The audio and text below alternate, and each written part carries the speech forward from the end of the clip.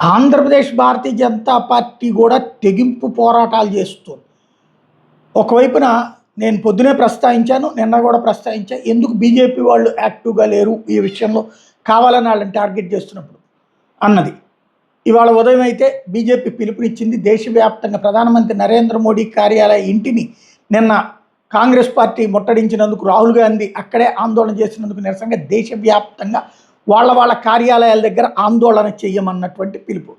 దాంతో ఇక్కడ తెలంగాణలో అటు రామచంద్రరావు, ఆంధ్రప్రదేశ్లో మాధవ్ ఆధ్వర్యంలో పెద్ద ఎత్తున ఆందోళనకు దిగారు. అలా ఆందోళనకి దిగి బయలుదేరినటువంటి వాళ్ళని ఈ స్థాయిలో ఓ రకమైనటువంటి ఘర్షణ వాతావరణం కాంగ్రెస్ ఆఫీస్ దగ్గర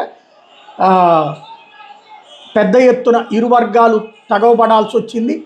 కాంగ్రెస్ పార్టీకి సంబంధించిన వాళ్ళు కర్రలతో మీదకు వచ్చినటువంటి సందర్భంలో భారతీయ జనతా పార్టీ వాళ్ళు అదే స్థాయిలో విరుచుకుపడ్డారు.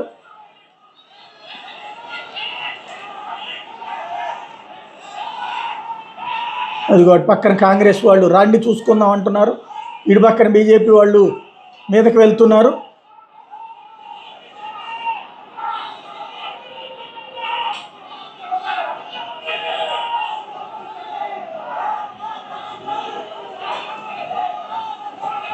దీంతో విజయవాడలో ఉద్రిక్త వాతావరణం నెలకొంది. తర్వాత పోలీసులు ఇరు వర్గాల్ని చెదరగొట్టినటువంటి సంఘటన చోటు చేసుకుని భారీ ఎత్తున అయితే కాంగ్రెస్ కార్యాలయం ముందు దాకా వెళ్ళిపోయారు. ఆ తర్వాత బీజేపీ వాళ్ళు ఆ పోలీసులు తోసుకుంటూ